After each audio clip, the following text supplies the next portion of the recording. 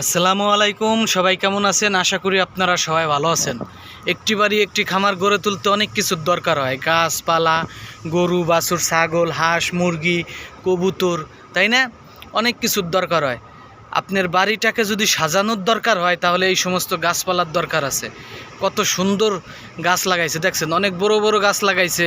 আবার ওই যে দুই গাছের এখানে কিন্তু দুই লাইন, ওই এক লাইন আর এই এক লাইন, এই দুই লাইনের মাঝখান দিয়ে আবার ছোটো ছোটো গাছ লাগাইছে দেখছেন। এই যে আবার দেখেন এখানে বড় একটা আম গাছ আছে। আপনি যদি ভাই আপনি জন্ম নিছেন, দুনিয়ায় আসছেন, আল্লাহ পাঠাইছে, কিন্তু আপনার ভাগ্য কিন্তু অবশ্যই আপনাকে আল্লাহ দিছে, তাই না? আপনার বাপের জমি জায়গা পান নাই তাতে কিচ্ছু আসে যায় না ভাই। আপনার ভাগ্য কিন্তু আল্লাহ দুনিয়ায় দিয়ে পাঠাইছে, আপনাকে কষ্ট করতে হবে। আল্লাহ বলছে, বান্দা আমি তোকে এই জমিনে দিয়ে দিচ্ছি, এই জমিন থেকে তুই সব কিছু উঠে নে, তুই যেই ফিলে তোর রিজিক নিবি ওই ফিলে আমি তোর রিজিক দিব। আল্লাহর দরবারে লাখ লাখ শুকরিয়া আদায় করতে হবে যে আল্লাহ আমাদেরকে এই দুনিয়ায় পাঠাইছে, খাদ্য দিছে, স্বাদ আহ্লাদ দিছে, আমাদের পোশাক দিছে, আমাদের ছেলে সন্তান বাবা মা সব কিছু দিছে।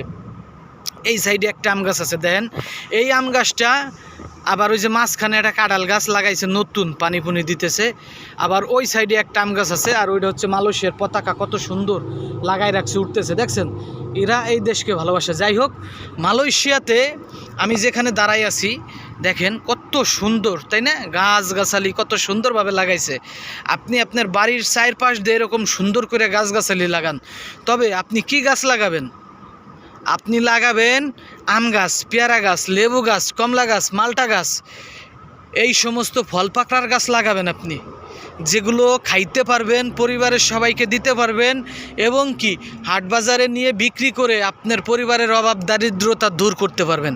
ভাই, আপনার যে বাপের জমি জায়গা নাই, আপনার বাপের যে অতটুক আছে অতটুকুর মধ্যে আপনি কিছু করার চেষ্টা করেন। আপনি বাড়িতে হাঁস পালেন, আপনি বাড়িতে মুরগি পালেন, আপনি 5টা ছাগল পালেন, আপনার ভাত খাবে আর একজন। আজকে আপনি আপনার পরিবারকে কিছু দিতে পারেন না, আপনার সন্তান আপনার সাথে হাট বাজারে গেলে তাদেরকে কিছু কিনে দিতে পারেন না, সব সময় আপনার সংসারে অভাব দারিদ্রতা লেগে থাকে। এই সমস্ত অভাব দারিদ্রতা থেকে যদি বাঁচতে চান তাহলে একটি বাড়ি একটি খামারের বিকল্প নাই। বাড়িটা গড়বেন কোন সময়? খামার গড়তে হবে আগে। খামার গড়েই আপনি বাড়ি বানাবেন। ওই বাড়িতে আপনার পরিবারের সবাইকে নিয়ে গাছের আম খাবেন, সুখে শান্তিতে বসবাস করবেন।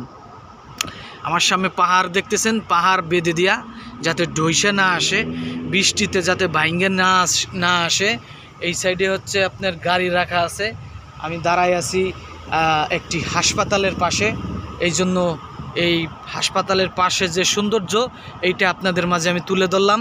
একটি বাড়ি একটি খামার গড়ে তুলবেন, এই পরামর্শ সবসময় দিব, এবং পরিবারের সবাইকে নিয়ে সুখে থাকবেন, দোয়া করব। আপনারাও দোয়া করেন আমি যেন একটি বাড়ি একটি খামার গড়ে তুলতে পারি, এবং সবসময় আমি আপনাদের মাঝে এই একটি বাড়ি একটি খামার এই চ্যানেলের মাঝে যেন আমি এই চ্যানেলের সাথে যেন আপনাদের মাঝে আমি থাকতে পারি। দোয়া করবেন, সবাই ভালো থাকবেন, সুস্থ থাকবেন, একটি বাড়ি একটি খামার আপনার জন্য হোক, এটা আমি দোয়া করি। আলহামদুলিল্লাহ, সবাই ভালো থাকবেন ইনশাআল্লাহ।